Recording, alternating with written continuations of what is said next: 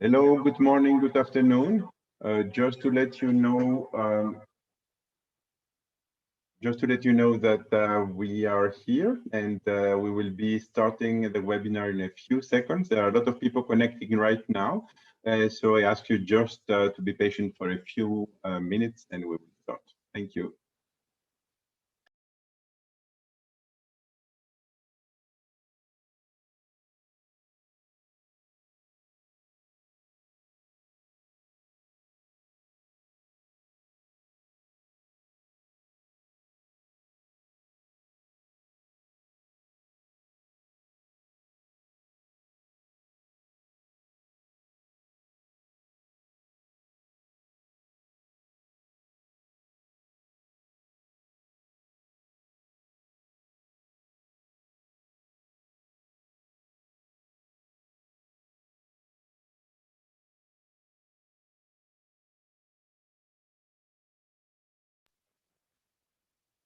Para la gente de habla española, solo decir que estaremos empezando el webinar en unos minutos.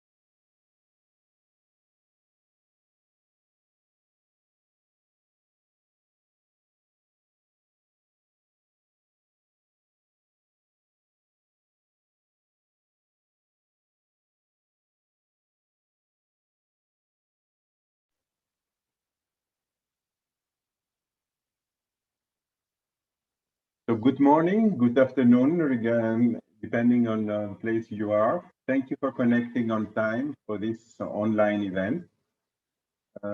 This meeting is in English with interpretation into Spanish. So if you need Spanish interpretation, please click on the globe on the bottom of your screen. Esta reunión está en inglés con interpretación en español. Necesita interpretación. Si necesita interpretación en español, haga clic en el icono del globo en la parte inferior de su pantalla. So my name is Alex Camarotos. I'm the Executive Director of DCI, Defense for Children International. I'm very happy to welcome you to this webinar on behalf of Defense for Children International, Human Rights Watch, the two co-chairs of the NGO panel for the global study on children deprived of liberty, composed of 170 civil society organizations. Almost 2 years after the presentation of the global study at the UN General Assembly, while the high-level political forum is in New York ongoing, focusing among others this year to the SDG 16 on justice. 1 year and a half after the outbreak of COVID-19 pandemic, it seems to us important to touch base and discuss with a relevant panel of practitioners and experts about promoting alternative solutions to deprivation of liberty, integral protection, and access to justice for all children. Same as in last year's webinar, more or less the same period, we have the honor to have and the pleasure to count on a distinguished moderator, Dr. Najat Malamjid, the Special Representative of the Secretary General on Violence Against Children.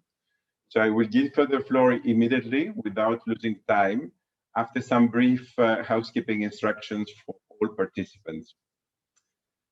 So this meeting is recorded in order to give access to later to a wider public and not able to attend today. A lot of meetings both in Geneva and in New York, as you know.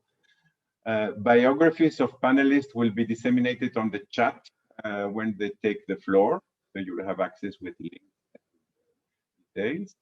Participants may use the Q&A, so question and answer window at the bottom of your screen to ask questions to the panelists throughout the event. Please do not use the chat box for questions because this won't be used for you can formulate your questions in English or in Spanish and specify, please, which panelist you are and for which panelist you are addressing the question, and also identify yourself. We will try to respond to as much as possible questions in the limited time we have, since the webinar needs to finish at 3 p.m. sharp, Geneva time, 9 a.m. New York, starting also meetings of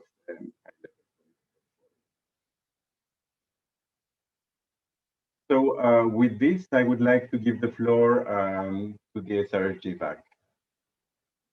Madam, Thank please you. take the floor. Thank you, Alex. You hear me well? It's okay? Very well. Excellencies, dear participants, dear colleagues, dear friends, dear young people, greetings to all of you from New York. I would first like to thank the organizers, the speaker, and the panelists, as well as the participants. As Special Representative of the Secretary General on Violence Against Children and as Chair of the UN Task Force on the follow-up of the Global Study on Children Deprived of Liberty, I am delighted to moderate today's webinar on promoting alternative solutions to deprivation of liberty, integral protection, and access to justice for all children.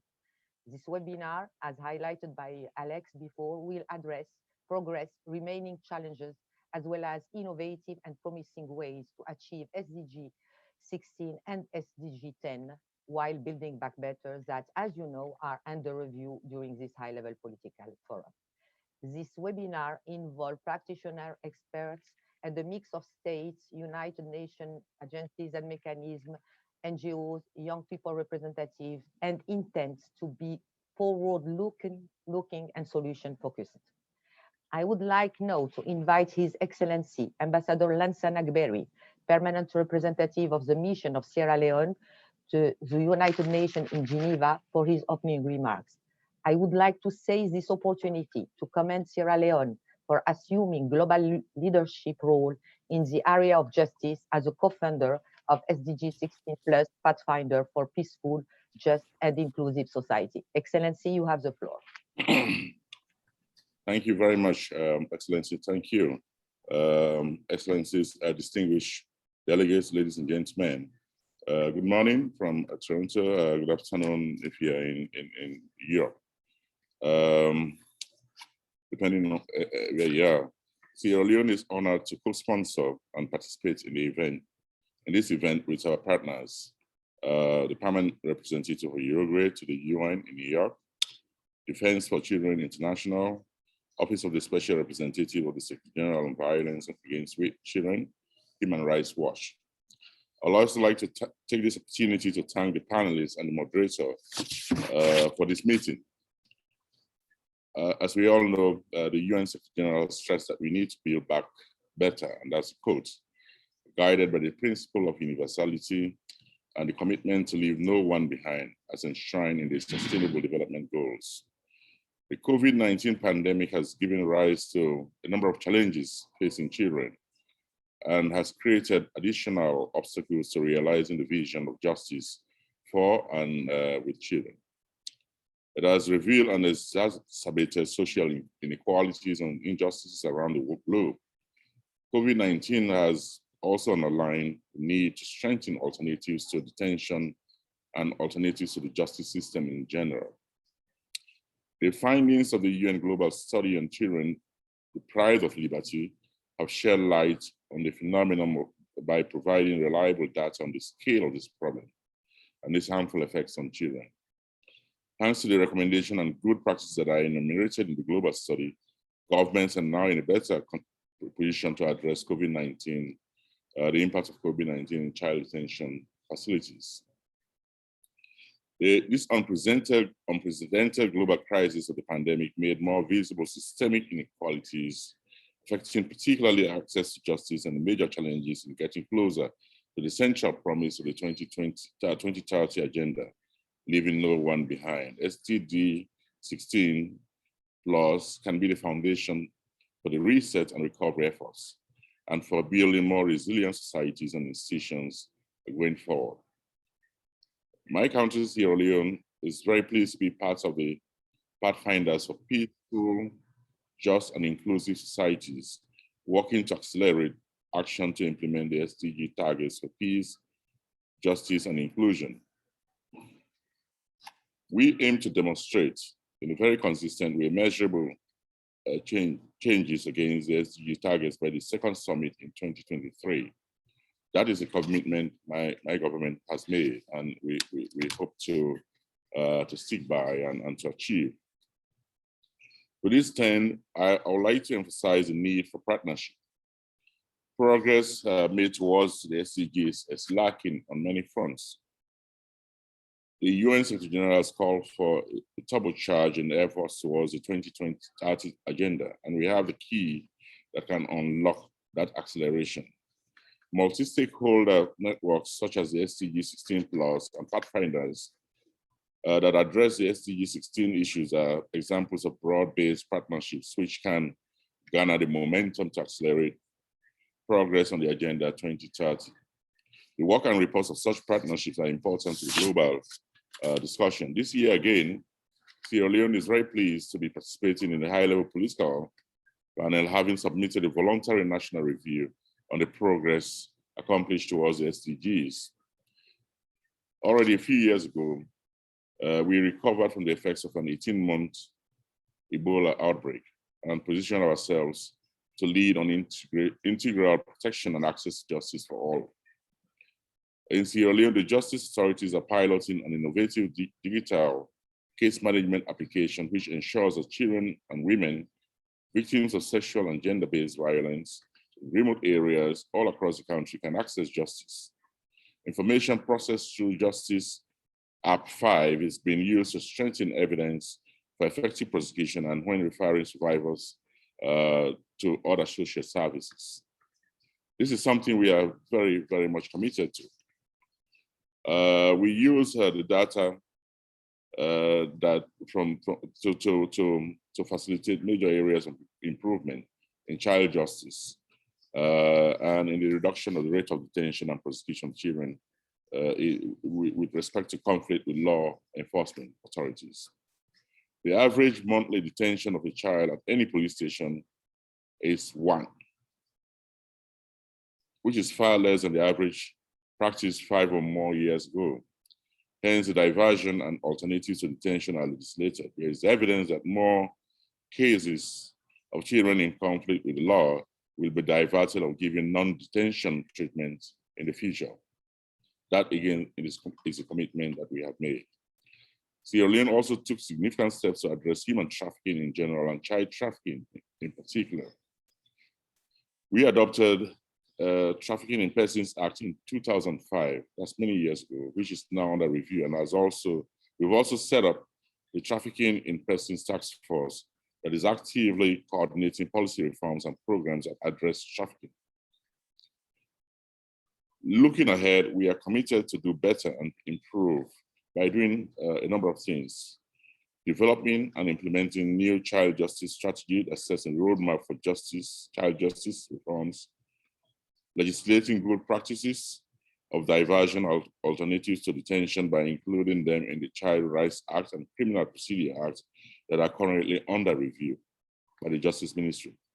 Introducing community-based prevention and rehabilitation programs for children and instituting crimes awareness programs in all schools and in all communities across the country. I call on other member states and other stakeholders to double down on their efforts to prevent and significantly reduce the phenomenon of children being deprived of liberty and ensure integral protection and access to justice for all children. I wish you all a very fruitful discussion, and I thank you all for your attention. I'll now like to invite Dr.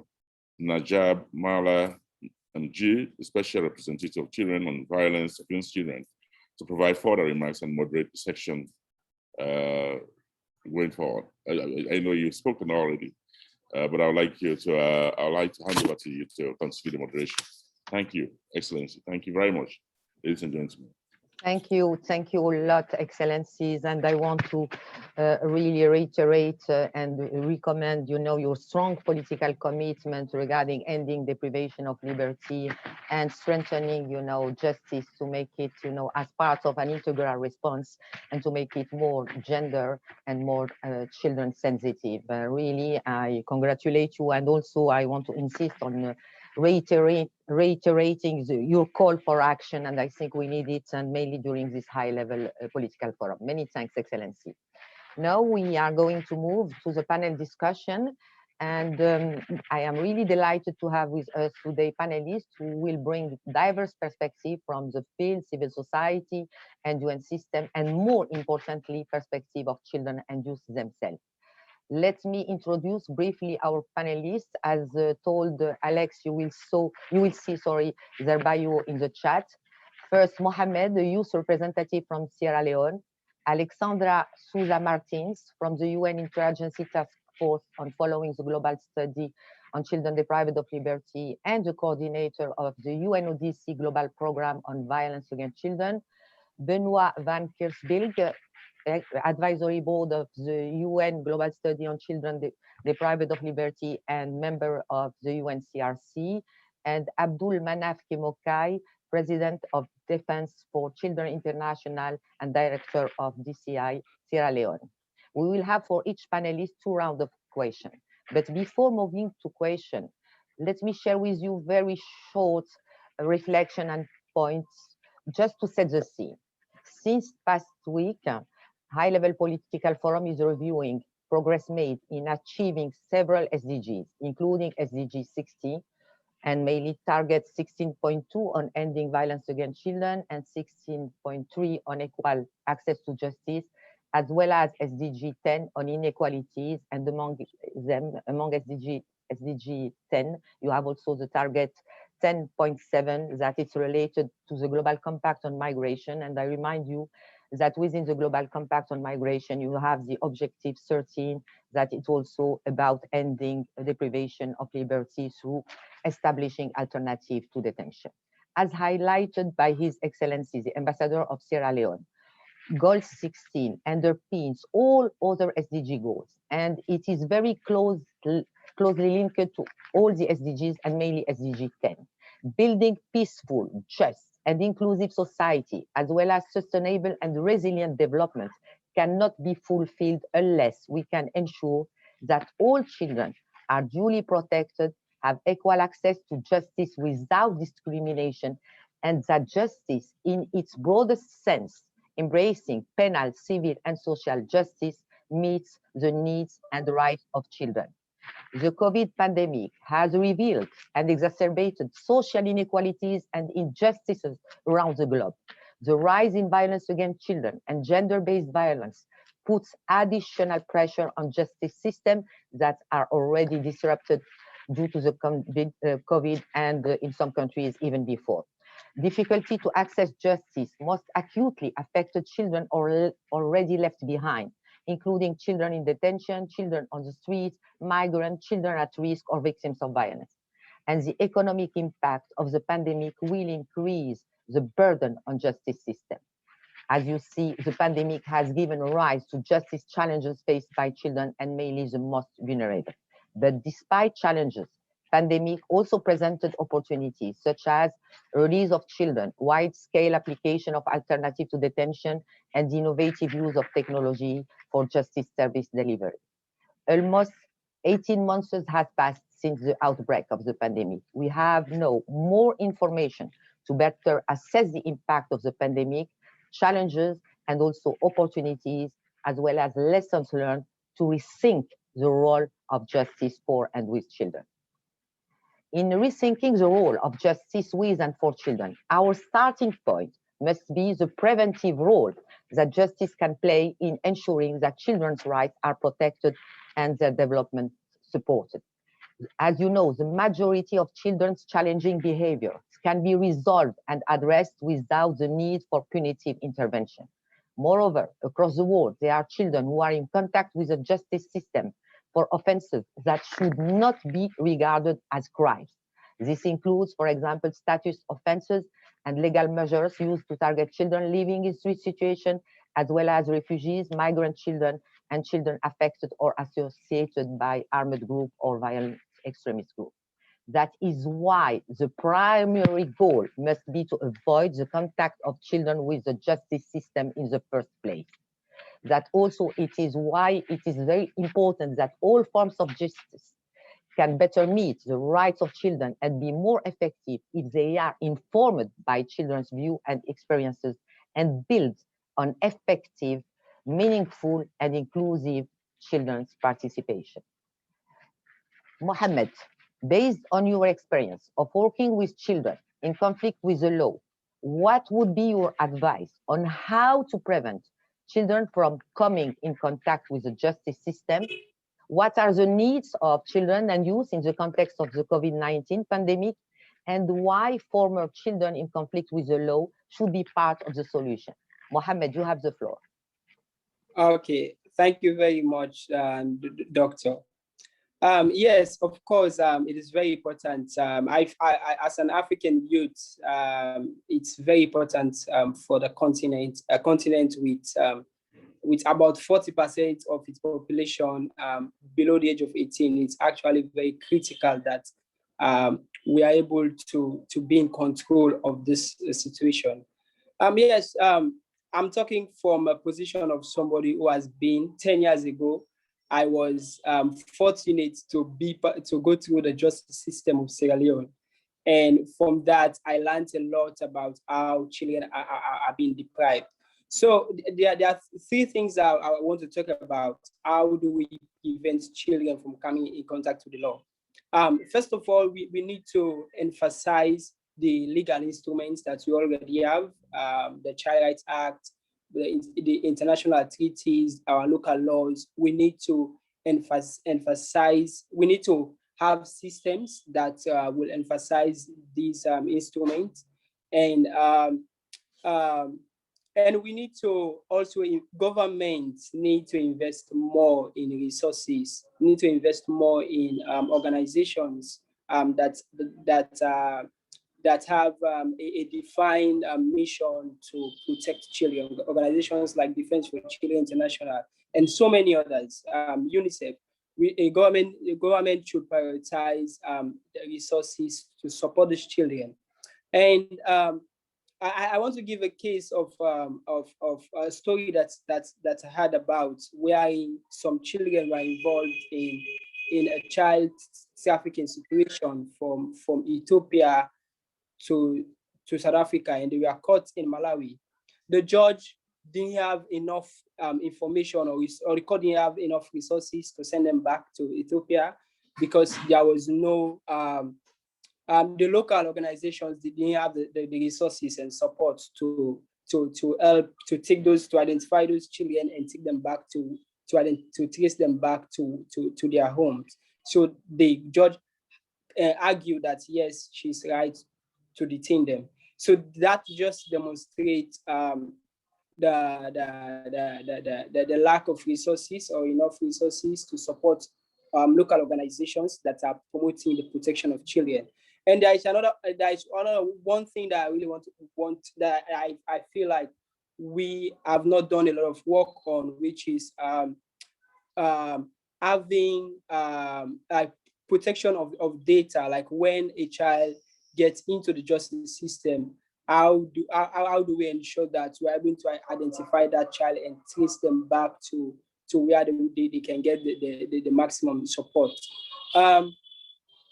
And in terms of the COVID response, I think children and youth should be aware of their environment in the first place, and their parents, now that they are, because most people are working from home. So now that I feel like that is an advantage, that they live with their parents now most of the time.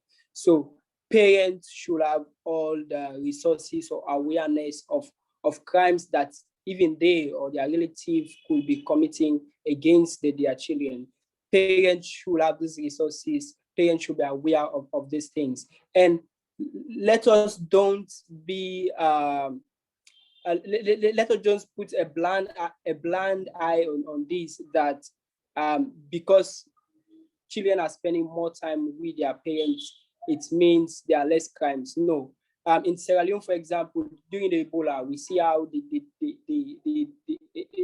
during the Ebola in 2014, we see how the data was very, very bad. We see the increase of teenage pregnancy. So it's very important that we don't throw a blind eye on these. We try to understand that yes, now is when we have the more likelihood to actually have a lot of domestic violence. So in the response to the COVID-19, let us feed our parents and guardians of children with more information, more awareness of violence against children, and let us build the systems that we already have to emphasize the legal instruments that protect children and youth during this time. So thank you very much. Thank you, Mohammed. Thank you so much to share with us your experience, and I think it's important that we were highlighting that when we are redesigning, and as you highlighted, redesigning, reviewing, re-strengthening the justice system in link with the other systems, social, health, education, and so on, to make sure that they are duly resourced. And it's not only about budget, but also about human resources that are well-trained and well-staffed. Another point that you highlight that I really appreciate is also how children and youth, organization-led initiative could contribute also to raise awareness, to mobilize also, and to make sure that the access and understanding and legal empowerment of children and their caregivers are ensured. Many thanks, Mohamed, and I will come back to you again in the second round of questions. Now I will turn to Alexandra Souza Martins, that will be followed by Benoit van Kiersbilg.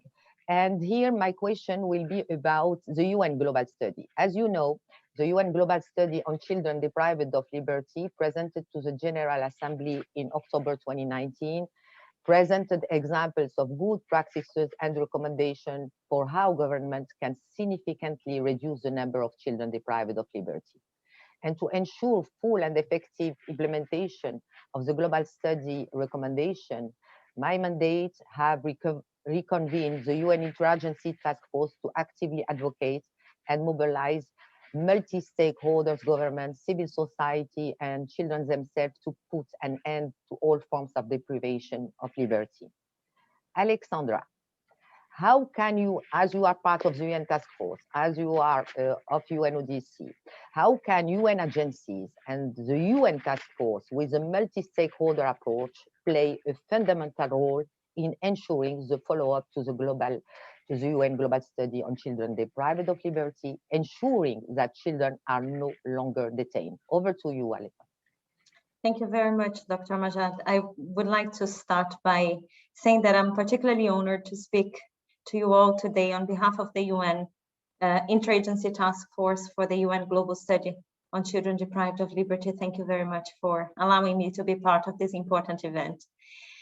Let me start by stating what I think may already be known to most of you, and that is the fact that the Global Study on Children Deprived of Liberty represented a breakthrough on a range of different levels.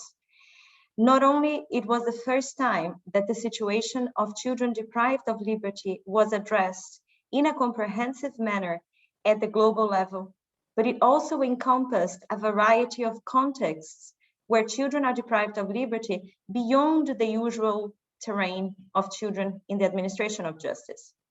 So the study is groundbreaking as it does not only remind us of the vulnerabilities and suffering of children deprived of liberty, but it also provides concrete and in-depth recommendations to end deprivation of liberty, focus on 6 areas in which children live in deprivation of liberty. And this is administration of justice, children living in prisons with their primary caregivers, migration, institutions, armed conflict, as well as national security. However, the presentation of the final report of the study by the independent expert, Dr. Manfred Novak, to the General Assembly in 2019 was only the first step, and we all know that. So from the beginning, it was clear that we cannot and we will not stop there, and that all of us need to take action, recognizing the potential of the study to be a turning point in the work towards ending the invisibility and the stigmatization of children deprived of liberty. And the question is, who needs to take action? So I will get to your question immediately. By answering who has to take action. It's not only the responsibility of each state to ensure the implementation of the recommendations at the national level.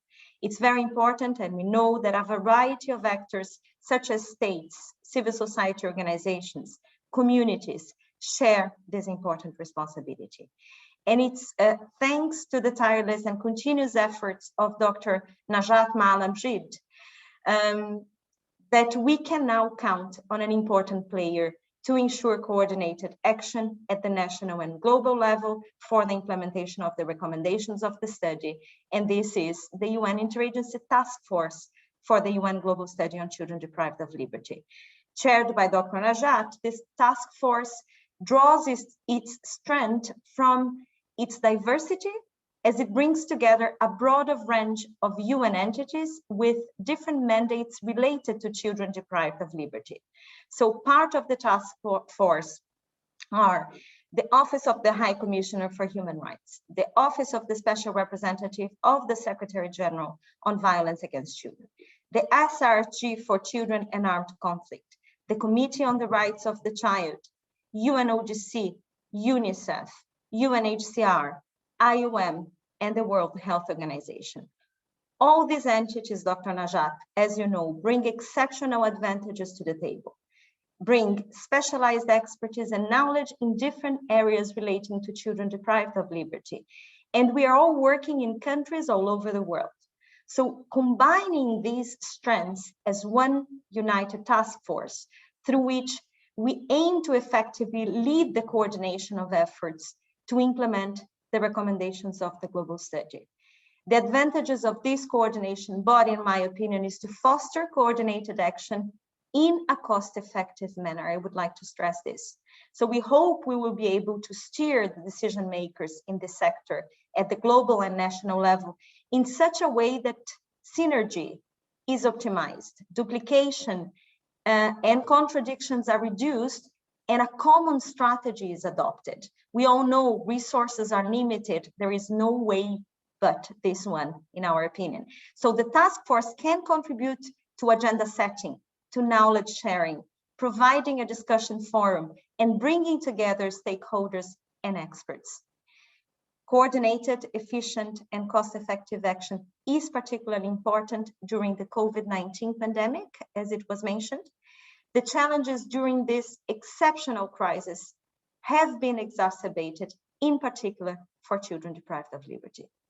States are now facing a double crisis, both a financial and a public health crisis, and releasing children from detention can be a key solution to overcome these two challenges. Nevertheless, and I would like to stress this, releasing children is not enough, as it has to be done in a smart, in a planned, and in a sustainable way.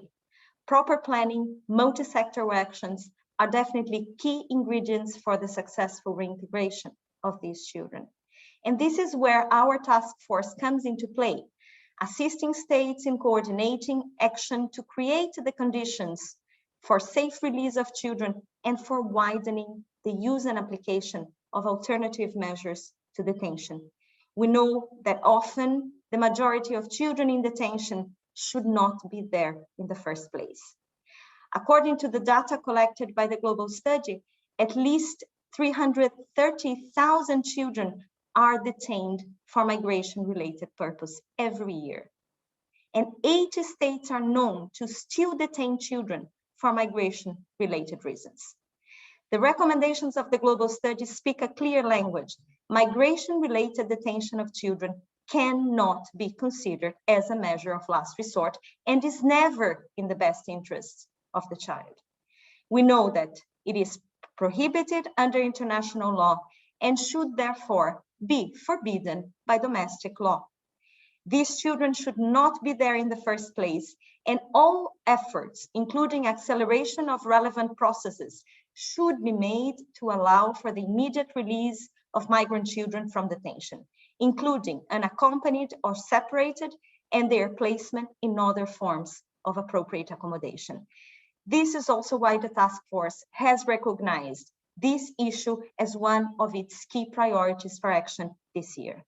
So please let the task force, this is my call and my conclusion, be your partner during your efforts towards making the recommendations of the UN Global Study a reality for all children deprived of liberty and turning the challenging risks we face today into opportunities for change in the future.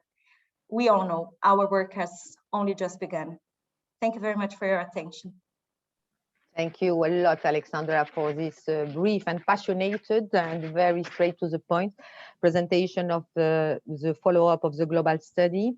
And I just want to add one point, that the task force, this task force will work very, very closely with the NGO panel on the global study and children deprived of liberty, as well as other key actors. And to complement my question regarding the follow-up of the recommendation of the global study, I will turn now to Benoit, who was, really duly involved in the UN global study and who is currently also member of the UN Committee on the Rights of the Child. Benoit, how can we build momentum on the global study and ensure effective follow-up? Over to you, Benoit. Thank you very much, Najat. Thank you for the organizer for inviting me and ensuring that there is a follow-up. This event is already one of the key events to ensure that there is a follow-up. First of all, we are all convinced, and the previous speaker are also very much in favor of it. We all know that this study was crucial, that the finding of the studies and the recommendation are extremely important, and they need a follow-up. They need to be implemented, and first of all, I would say at national level. And at this level, maybe nothing will happen if there is no political will to ensure that there is something which happens. So I was so happy to hear the representative of Sierra Leone calling for a commitment from all states, which is crucial to start with. How do states have to act? First of all, I would say to assess the legislation and the practice at national level, adopt a national plan of action, which are tailor-made with the situation of each country and each of the 6 clusters that were tackled by the study. I think that there is still a lot of work to be done at the level of making it known, raise awareness on the study and raise awareness on the conclusion of the study. This plan of action should, as Alexandra mentioned very clearly, should also not only look at how to reduce the number of children deprived of liberty. At the end of the day, that's of course very important, but ensure that it's done properly and that children do not end up in the street instead of being in institution. We also know that all the actors that were mentioned by Alexandra have to play their own role. No state, no government alone can make a real change in this regard. We have, of course, all the political actors at national level, NGO, civil society, UN agencies, as it was mentioned, and children themselves, as Najat, you recalled and you remind us a while ago. It's very important to base all new policy and action on the voice and the views of children and to ensure that these are taken into account. I would add one actor that we may forget, it's the donors. We know that we will need financial means. We know that at longer term, we are persuaded that the diminution of the number of children deprived of liberty will be positive for the states also at the financial level, but we need to invest to ensure that there are real and effective alternatives on the ground. And I call also to donors to ensure that they support activities, action, project, program with this view. I would say that it's also very important to work at regional level. Mohammed has also given some example on what can happen between different countries, but we can also learn very much from one country to another and to try to implement positive change, to look at what's happening at regional level and be of mutual support. One of the actors that we tend to forget also, it's the research.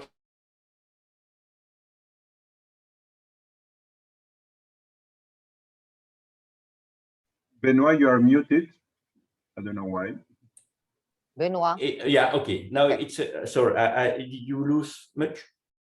I don't know what happened. Okay, so I was also talking about the need to continue research, to improve our knowledge, and to continue to look at what is not only the best way to implement the recommendation, but also to develop prevention and to ensure that less children are sent to places where they will be deprived of liberty. This is absolutely crucial. We need to know more and to improve our capacity to address the root causes of this problem. And this is also linked to continuous data collection.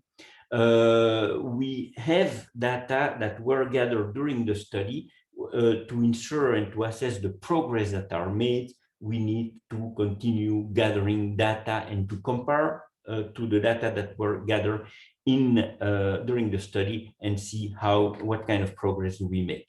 And Finally, I would stress the importance to have global coordination, and I'm really so happy to know that your mandate, Najat, has taken over the coordination of the UN task force involving all the actors.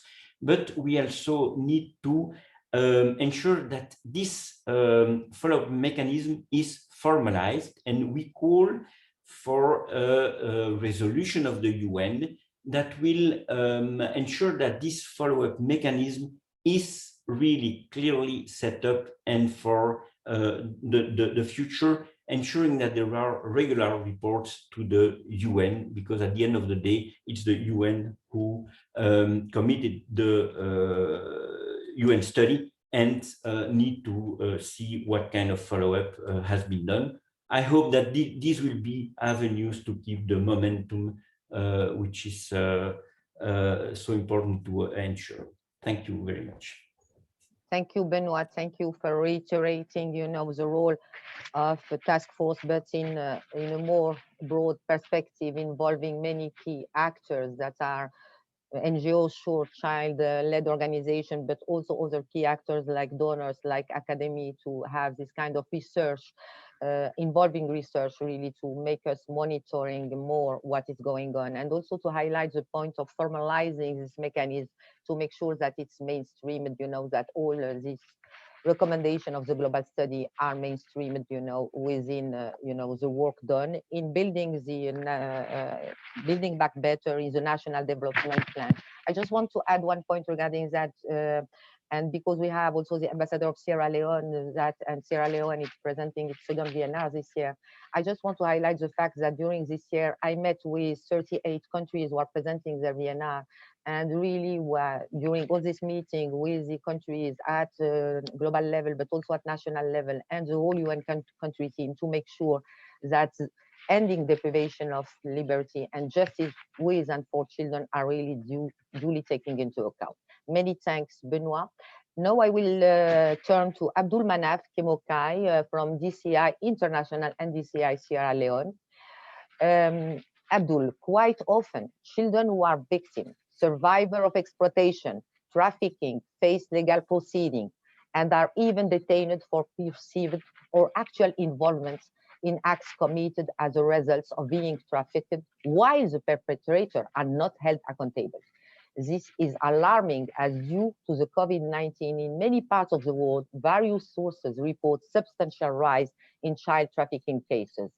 Abdul Manaf, how can we work to ensure justice for children, for survivors of trafficking, and accountability for perpetrators? Over to you, Abdul Manaf. Thank you very much, Her Excellency, Madam Najat. I also want to thank previous speakers, and also, more importantly, the ambassador of Sierra Leone to the UN, Mr. Lansana Berry, fondly called Lance Berry in Sierra Leone.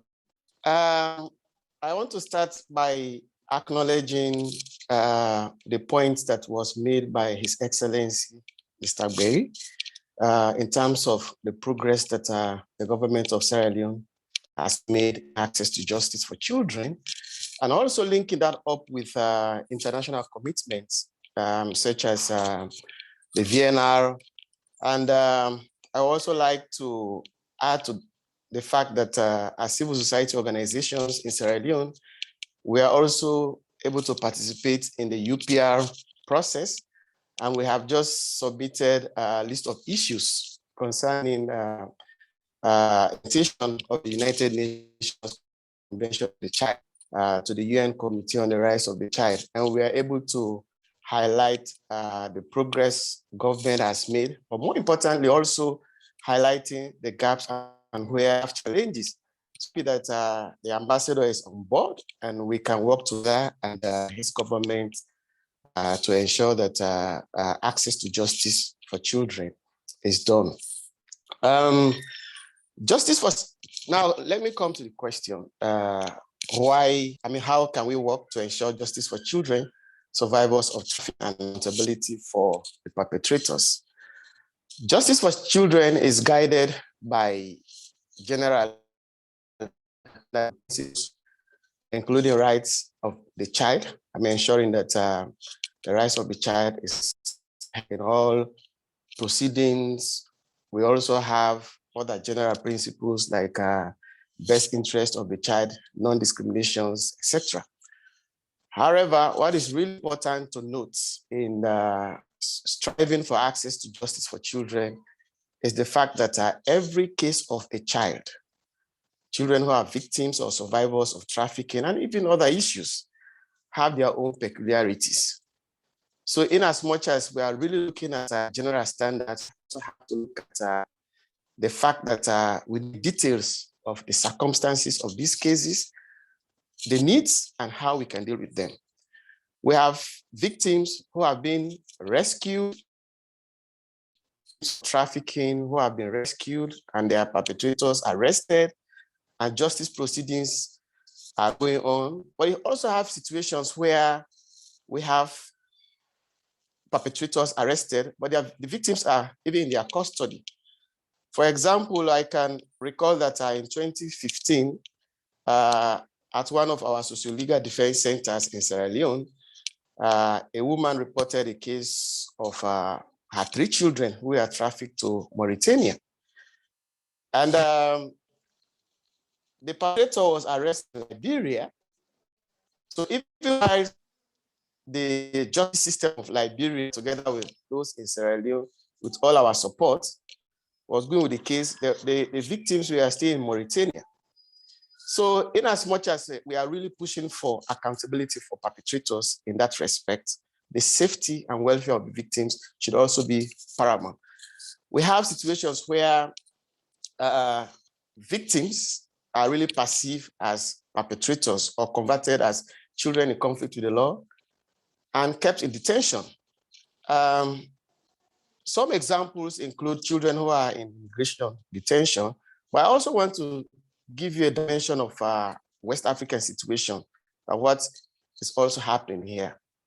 Child exploitation is very common here because there are traditional beliefs and practices where people think that children have to work or children have to be engaged in certain things while they are young, so they can take them anywhere.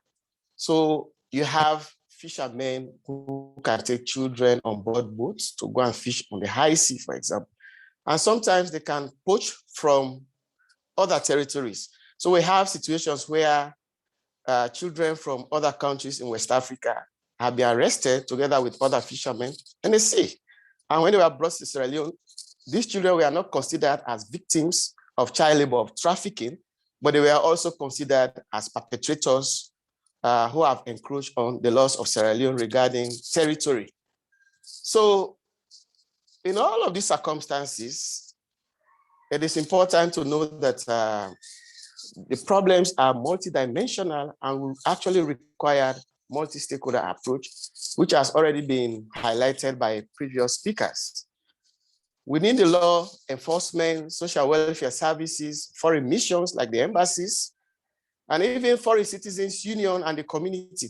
For example, in West Africa here, in Sierra Leone, we have citizens union from Guinea, from Liberia, from Nigeria, and other places. So these are all key in the fight against trafficking. With these few examples, I must emphasize that the problems associated with each and every case, as I said, are multidimensional and require most good approach, but actually emphasizing on case-by-case basis. In as much as we need the general rules, we need the standards, but we have to know that one-size-fits approach cannot be used for every case. Cases have to be approached based on their needs, based on their circumstances and the peculiarities of children. So we need comprehensive laws with clear procedures and strong implementation institutions with actually law enforcement officials and other professionals who can at least distinguish between children who are in conflict with the law and also those who are in contact with the law, especially victims. And they should also understand that even in situations where children are arrested together with other criminals or people they perceive as criminals. Children should be perceived as victims, and they should be exempted from prosecution, but given the support that they need to be reintegrated or reunified by their families. We also actually need situations or systems where, because the problems are multidimensional, we need systems where we have services that are really responsive and well connected. They are coordinated and they have good mechanisms in place for monitoring and supervision, so that even the institutions that are providing the services can also be held accountable for safeguarding issues and other things. Thank you for now.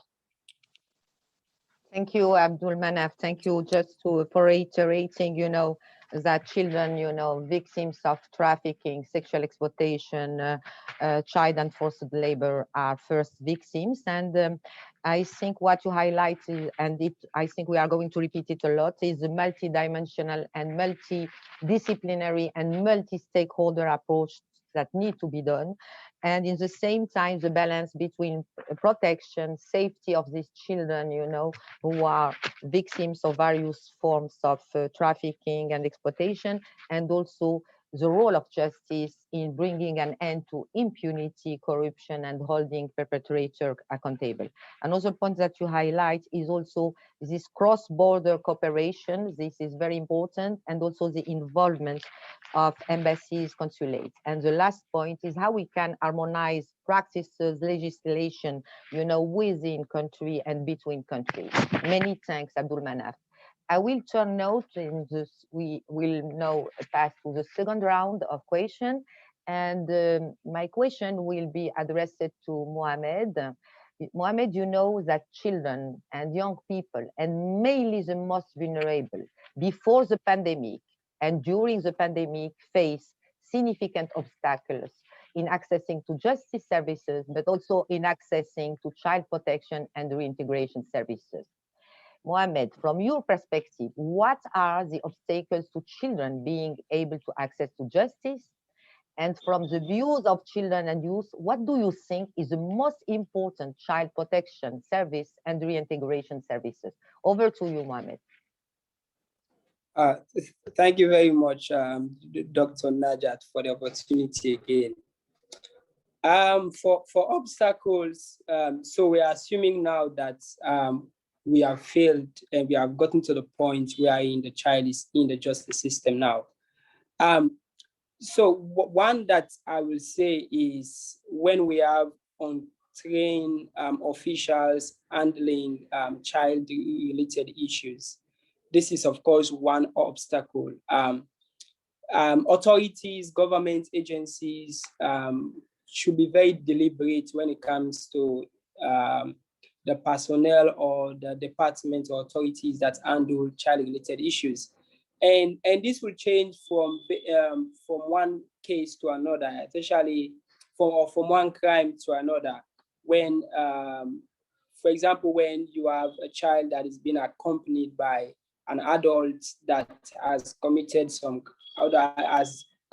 crime, or when the child is a defaulter himself, maybe in petty crimes. So one obstacle actually is when we have people who are not trained and they handle this situation. We have seen examples of this. We are in military groups, they handle children who are accompanied by adults who travel, who want to immigrate into another country. We've seen this. And one way that I think these obstacles one way that we can push government or authorities to actually help reduce these obstacles is to actually, for local NGOs or people who are working towards the protection of children, to have a case and show government how much they are losing, even in whatever context, how much they are losing, even in terms of the future of the country. How much are they losing when they deprive these children, or when these children cannot access the justice that they deserve. And some of the important services, I want to put it in this form. Like, we know that the core context here is in the best interest of the child. Whatever services that we want to recommend, or whatever services that we want to dive deep into and see that, let us find a way that we can build the services to either reintegrate this child back to their life, or to protect them while they're in the justice system. It should be in the best interest of the children. And if I can describe this in like a spectrum of best to the less favored, I would say it should be from family and community-based solutions to government services. These family-based, family community-based solutions could be a constituent of family members, local NGOs who are specialized in handling child-related issues. And the extreme end, we have government agencies. For Sierra Leone, we have the Family Support Unit, which is part of the National Police. They handle family-related issues and eventually child-related issues. So I think, to coin it all, I would say the obstacles are when we involve people who are not trained to handle child-related issues, and some of the services that I think are best for children will range from family, community-based solutions to government to government services, because government services are most of the time they want to follow a particular script and not like treat things by a case-by-case basis. Thank you very much for your attention, Doctor. Many thanks, Mohamed, for sharing and giving a spectrum of various obstacles that children are facing. I am not going to repeat all of them, but they are socio-economic obstacle, cultural obstacle, geographical obstacle, economic obstacles. And this is really, we need to take into account. And also regarding the other point is how we can make, justice services more accessible to children. This is very important, but also linked with all the community-based and informal provider. And here you are really highlighting the point I stressed in the beginning, that when we are speaking of justice, it's justice system, but not alone. It has really to be seen and connected with all the social justice and all the social protection. Many thanks to you, Mohamed. And I will turn now to Alexandra. During the pandemic, we witnessed that many countries released children from detention. However, not all children benefited from large-scale application of alternative to detention. And as you highlighted in the beginning, release as it is done, it's not also a good response. My question for you is, we know that in many countries that children are detained on national security grounds. UNODC, you have been working a lot in this area. And my question is, what have you identified as lessons learned? Over to you, Alexandra. Thank you very much again, Dr. Najat. And I would like to thank Defense for Children International and Human Rights Watch for having associated UNODC, the office that I now represent, with this very important event. So UNODC has mandates in the area of violence against children, justice for children, and counterterrorism. And indeed, we have been addressing efforts to advance the cause of children associated with armed groups, including those who are designated as terrorist groups. So over the past 6 years, we have had the privilege of supporting more than 40 countries that are facing the challenges associated with this phenomenon. And we have developed guidance, including a UNODC roadmap and publication to respond to the needs of children on the ground.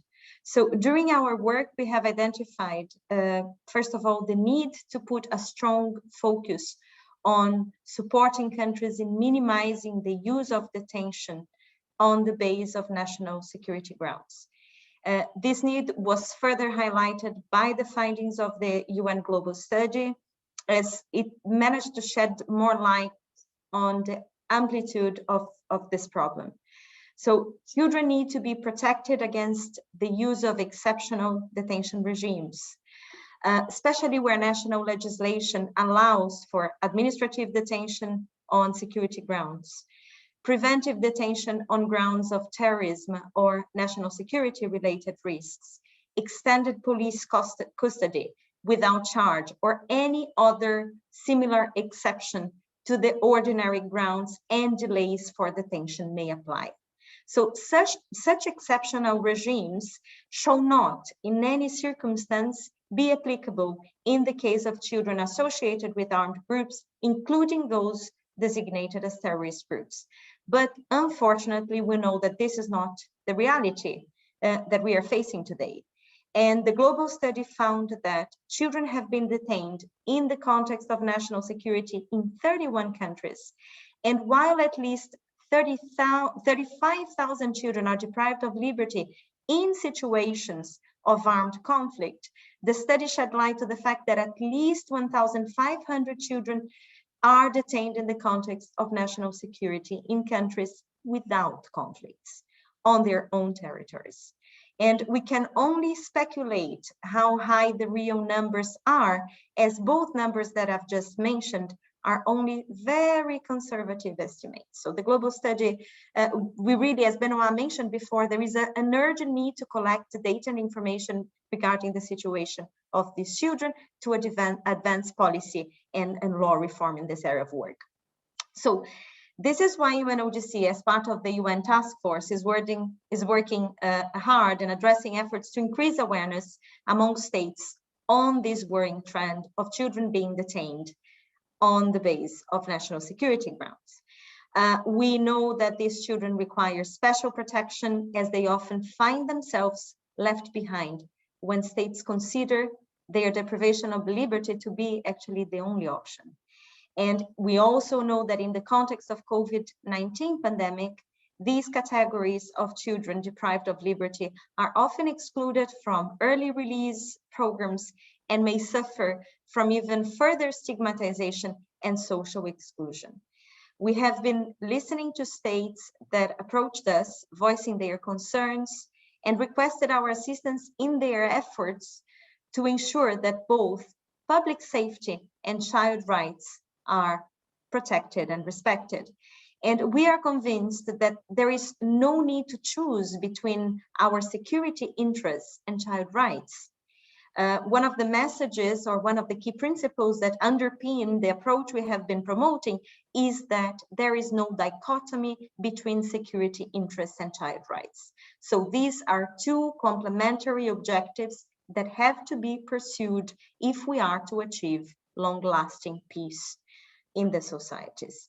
So to counter the phenomenon of children's detention for national security grounds, the global study, and I also would like to mention again the UNODC roadmap on the treatment of children associated with terrorist and violent extremist groups, can serve as powerful tools to advocate for the rights of these children, keeping in mind key principles as well as concrete recommendations and good practices that have been identified and recognized to work. So let me mention some of them. We need to remind ourselves that these children, as it was mentioned by the previous speaker, are first and foremost victims of grave abuses of human rights and should be treated and considered as such. Their recovery and reintegration should be the priority for all, and those who recruit children need to be held accountable for the crime they have committed. This also means that prosecution as well as detention are not the only option for these children, but should be considered as measures of last resort. We also know that where the child protection system fails, the risk of children falling prey to these groups increases dramatically. This is what we have learned throughout these years, which means that this is not only a crime problem, but this is first and foremost a developmental issue. And that's why many states have shown how to use, for example, handover protocols together with an investment in a strong child protection system, can work. Also, something else that can work is diversionary measures as good practices also for children associated with terrorist groups, because they present a safe, cost-effective alternative to deprivation of liberty for national security grounds, ensuring the safe return and reintegration back into society. Additionally, I would like to mention, we should not forget that leaving no child behind also means that states should take responsibility for children abroad who are their citizens and who may be detained on security-related offenses or for association with armed group, terrorist group, violent extremist groups. States have the responsibility to fulfill and protect and respect the rights also of those children who are affected by the foreign terrorist fighters phenomenon. This should not be seen as a security issue. This is first and foremost a humanitarian issue. To conclude, Dr. Najat, I would like to repeat myself, as this is one of the most important messages and lessons learned for us. We do not need to choose between preserving public safety or upholding child rights. There is no dichotomy between these two interests, and these children need and deserve our protection. The adoption of a common approach by countries is the first necessary requirement to make sure that society and children will be protected from the threats of national security, from the threats of terrorism or violent extremism. So thank you very much again for the question and for your attention. Thank you, Alexandra. I just want to highlight your last message that we need to make sure that security interest is not opposed to child rights, and this is very important. And I will turn now to Benoit regarding one question. One of the key aspects of children access to justice is legal empowerment of children. It is crucial that we empower children and enhance their capacities to seek redress for grievance. It is essential that children have access to information on children's rights and mechanisms to claim their rights. Optional protocol to the Convention on the Rights of the Child on a communication procedure is one of such mechanisms. How can this OPCP contribute to the realization of SDG 16 from a child right perspective? And how can children be further sensitized to using this optional protocol? Over to you, Benoit. Thank you, Najat, for giving me the possibility to express myself in my new capacity as member of the Committee on the Right of the Child. Indeed, the Convention on the Right of the Child, but also the role of the committee, and especially the third protocol, the OPIC, are very important in this regard. I just would like to recall 2 or 3 important dimensions of the role of the committee. First of all, it was the Committee on the Right of the Child who initiated, in a way, the call for the global study, sending a letter to the Secretary General and the General Assembly of the UN. So the Committee on the Right of the Child is really committed with the conclusion of this study and to the implementation of the study.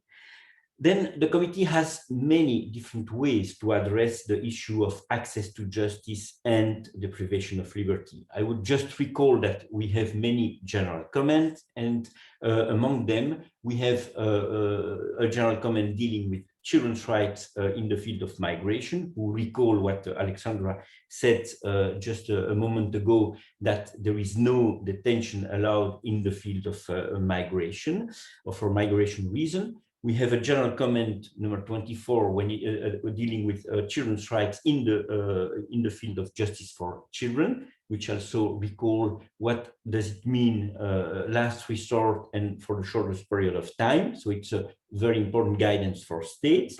Then, of course, the committee, the main action and activity of the committee is the reporting process. And during this reporting process, the committee raised questions, ask information to states, and make recommendation to states to ensure that both deprivation of liberty and access to justice are clearly addressed. Finally, one last way, besides OPIC, I would also mention the day of general discussion, especially now that the next day of general discussion is dedicated to children without parental care. And so that means also children who are deprived of liberty, and those children have probably more difficulties than others when it comes to access to justice.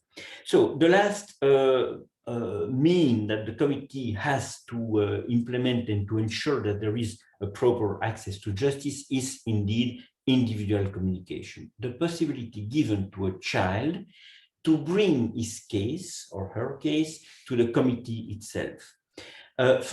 For this, we need, first of all, the ratification by the states. We have too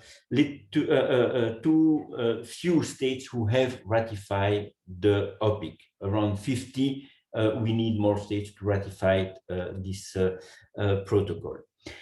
So we need to encourage them to ratify and to show the importance also to be serious. If they want to be serious when it comes to implementing children's rights, they have to ratify this. And then also to make it known by the children themselves, because otherwise they will not know that there is a possibility to bring their case to the Committee on the Right of the Child. The first thing when the committee receives an individual complaint, it's to look at the admissibility of the case. And you all probably know that one of the conditions to bring a case to the Committee on the Right of the Child is the exhaustion of domestic remedy. First of all, a child with the parents, with all the caregivers and lawyers should bring the case at national level. But for this, we need the existence of remedies at national level. These remedies have to be effective. They have to be accessible for children. They have to bring concrete and effective decision that can be implemented, and the procedure that are adapted to the situation of children. It's the whole issue of child-friendly justice. So the committee will assess access to justice in all the communication that it received, and will say, in this case, you should have gone to this or that court, or in this case, we can see that there was no remedy, and it's logical that you bring your case to the committee. As it was mentioned also previously by other speakers, and among others, Mohamed, there are indeed a lot of difficulties and obstacles for a child to bring a case to a court, and especially for the most disadvantaged children. Let's think of a child who is in solitary confinement, a migrant child who is in detention, a children with a disability who is in institution. All these children face more difficulties even to access to justice at national level, to have the right information and the right support to have the rights being implemented. Then after the admissibility, we have the grounds. So the committee will assess if there is a violation of some of the rights entering in the Convention on the Right of the Child. It will decide whether there was or no violation. And so that means also assessing the implementation of the whole convention at national level. We can deal with a very difficult issue like, what does it mean last resort and for the shortest period of time? Does detention amounts to ill treatment or sometimes torture in some context? How to react towards long sentences, sometimes years of sentences, long life sentences, or even death penalty. We still have countries who are using or applying death penalty for a situation or offenses committed by children where they were underage. And so these are all means that the committee can use to assess the situation, access to justice, and the implementation of the right. And I would add one important mean that we tend to forget, it's the inquiry. So the committee has also the possibility to make an inquiry if there are grave or systematic violation of children's rights in one country. And so the committee could start, if we have the information, an inquiry on the use or the overuse of detention in some situation. So these are all the means that the committee can use to ensure that access to the justice, but the implementation of the rights are guaranteed for all children. Thank you for listening to me. Thank you, Benoit. We are running late, so I will switch very quickly to Abdul Manaf for the last question before responding to the question we received in the chat. As you know, Abdul Manaf, in many countries, justice systems are still not child and gender sensitive, especially for girls, survivors of sexual violence. My question to you is how to achieve a holistic approach to protection and access to justice, in particular for girls survivors of sexual violence. Abdul Manaf, please, if you can make it short and straight to the point. Thank you so much. Over okay, thank you very much. But since the question is also looking at a holistic approach, I don't just want to limit it to survivors, but also those perceived to be perpetrators, especially when they are children. And I want to look at the aspect of doing no harm when we are actually approaching this subject. And allow me to keep giving Sierra Leone as an example. Benoit and Alexandra are already providing a lot on what is happening at the global level. A few years ago in 2019, because there was increase in the rate of sexual violence, especially against minors, the president of Sierra Leone himself came out strongly and really instituted state of emergency and called for a lot of actions.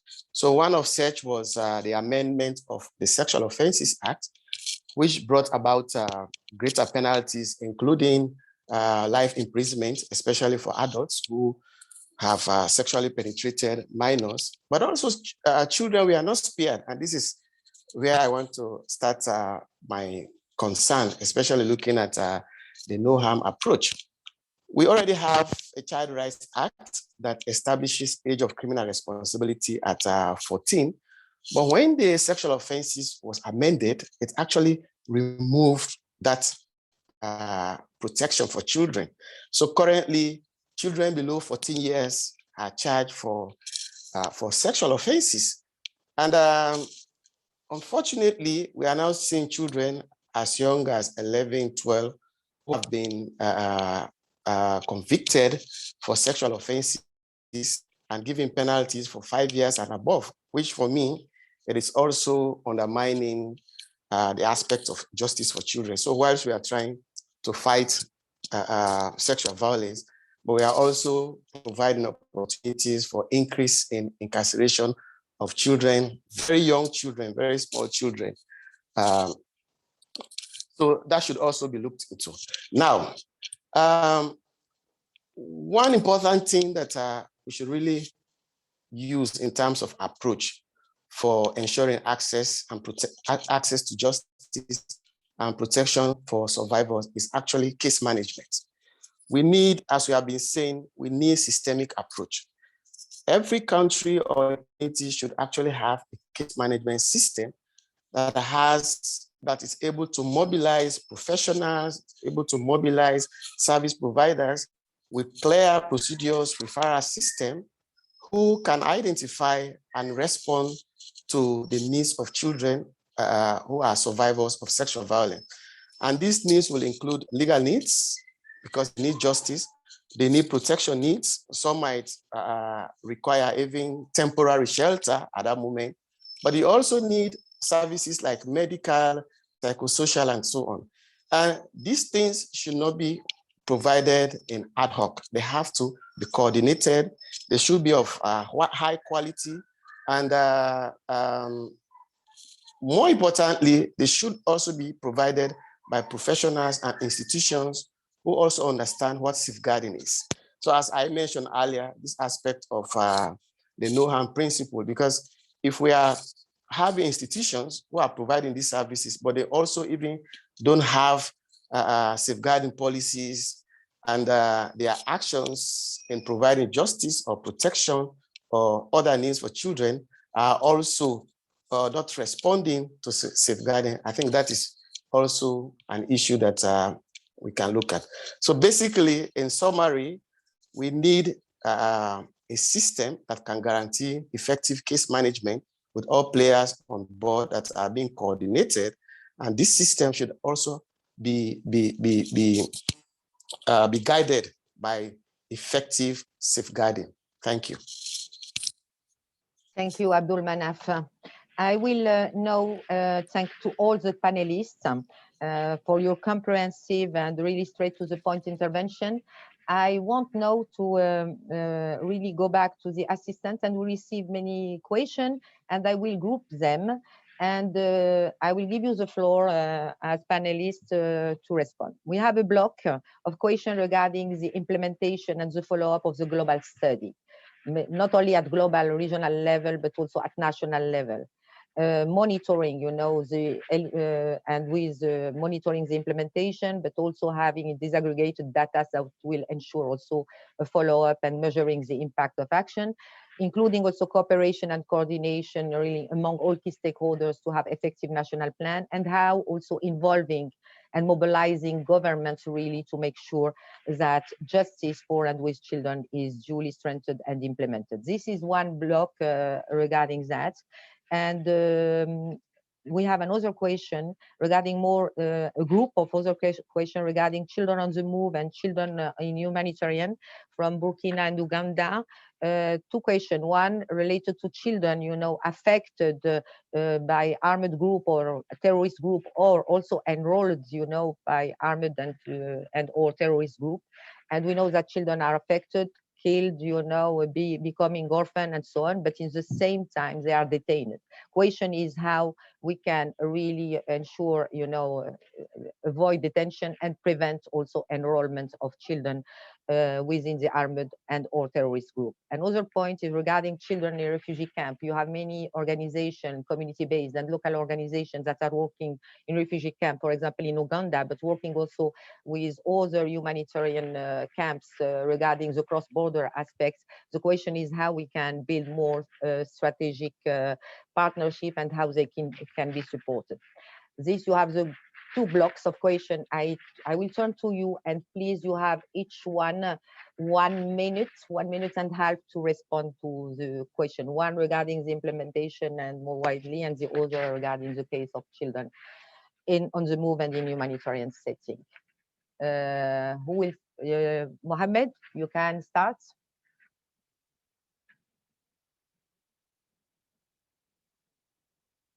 Are you here?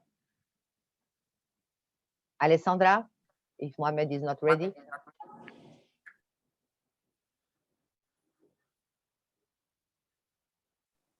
My line was breaking. I lost most of the part.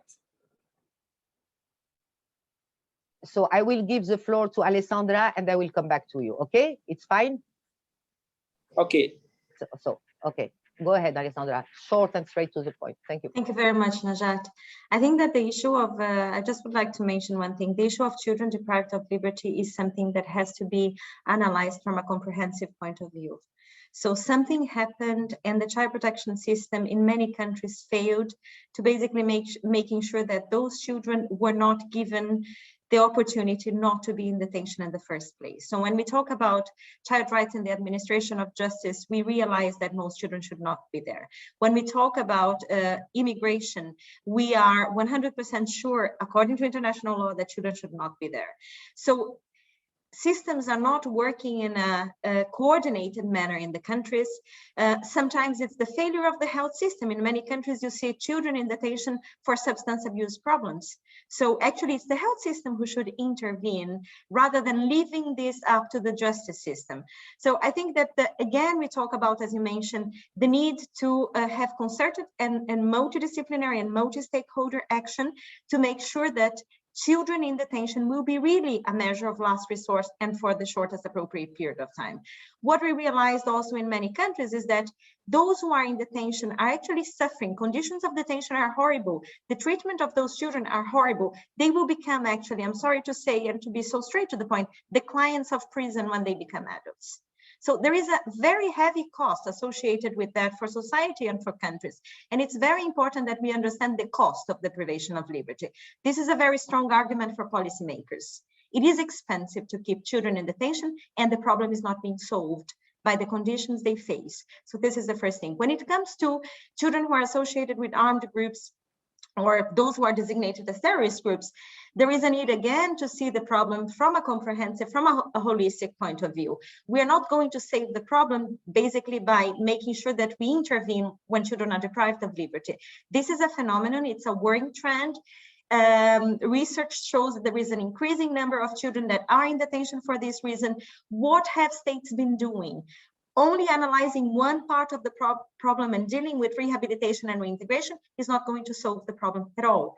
There is a very important need to focus on prevention and preventing child involvement with these groups. How do we do that? There are two sides of the coin.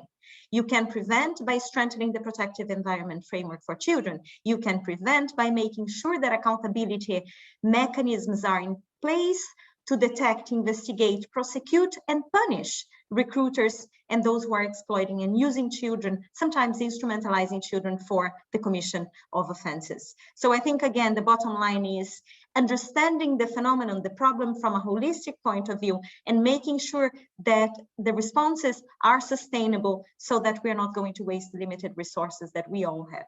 Thank you. Thank you, Alessandra. Benoit or Mohamed, if he's connected now. Benoit, maybe.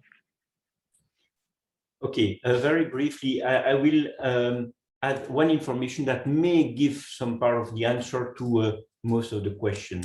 As Alexandra was saying, the conditions of detention are really horrible in most of the places, and all the feature of detention is most of the time violation of children's rights. So one of the actors that has also an important role to play in this case, it's all the ombudsman and independent human rights institution who have the mandate to visit and to control and monitor detention places. So we need to ensure that there are external independent monitoring system that can visit regularly places of detention, and that can also send recommendation to the state, ensure that these recommendations are implemented.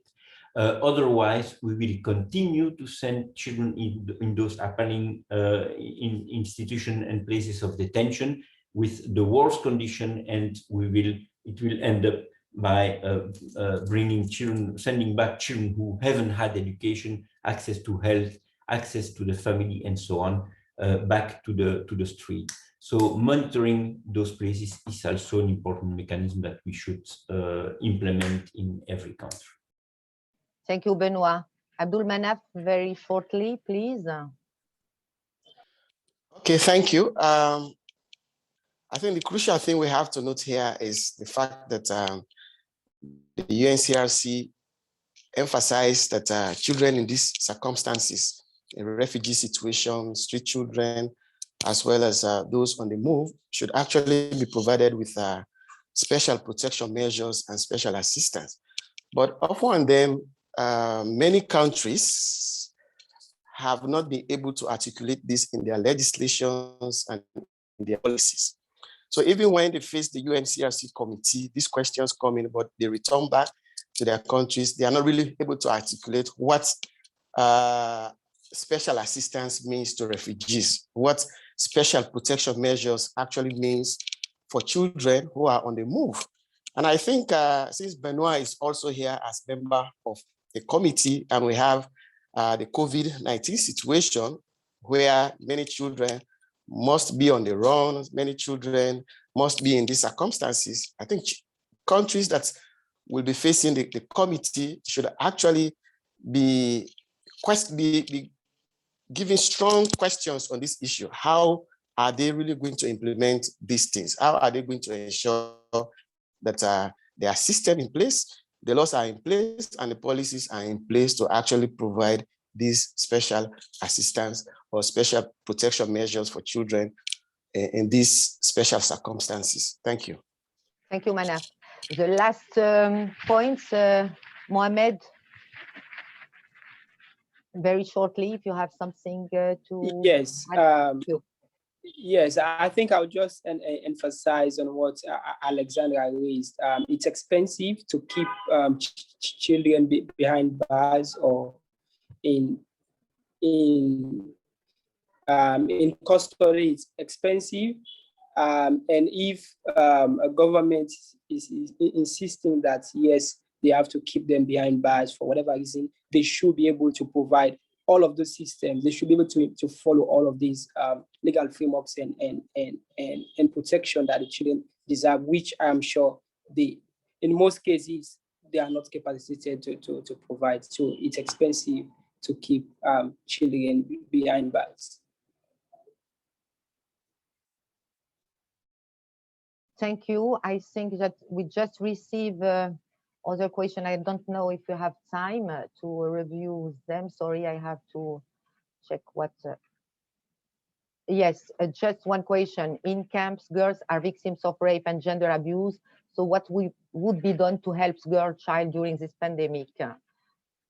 It's more about gender and deprivation of liberty. If somebody can respond very, very, very quickly. I would just say okay. Monitoring, it's the responsibility of the state to ensure that all rights are respected, training of staff, all the guarantees, separation of boys and girls. We have all the standards. They are there, we know them, and of course it's a big work to implement them, but really this is part of the solution. Of course, in the first place, those girls should not be put in those camps. Thank you, Benoit. Thank you to all. I'm so sorry I have to shorten. I am not going because of running, you know, the time is running. What I am suggesting, but very quickly, just to remind some strong appeals. First is a cost, not only financial cost, but human cost of deprivation of liberty. These children are first children before becoming, you know, migrant, enrolled, and so on. The other point that we have to really take into account that it's this integrated approach linking justice system. And when we are speaking about justice system, it's justice sectors, you know, law enforcement, legal aids, lawyers. We don't speak a lot about that, and linked with the whole system. This we need to use building back better, and the lessons learned from this pandemic to really invest in integrated services, a chain of services, you know, easily accessible to all children without discrimination, that include education, health and mental health, child protection, justice, really as essential services, as well as social protection, sustainable social protection that really protect all children and their caregivers. We need to more and more, you know, we know what is working. We have many practices where we have many things, and I think it's really important, and this is a role of UN Task Force in close cooperation with all key stakeholders, the NGO panel, but also the community-based program, children and youth themselves, donors and others, not only at global and regional level, but also at national level, to make sure that we are building this bridge, we are sharing these practices, we have this joint advocacy, we are really following. I think really it's important to take sure that building back better and building on the indivisible and interdependent nature of the whole SDGs, as well as the interdependent and indivisibility of children's rights, to make sure that we have this integrated approach and investing in children, in child justice, but also as well as the other services, because we need this chain of services are really prioritized. Many thanks to all of you. I think I will give the floor maybe to Alex, who was requesting a group photo, if I am not wrong. I just want to tell you many thanks. Over to you, Alex. Many thanks to you, Najat, for this excellent moderation, and all the panelists. I think it was extremely important, and just I answered that we will have it online for those who couldn't connect today. It was a request from some of the participants that they were asking for a group photo. So I asked also all the panelists if they can activate their camera, and we can take this picture.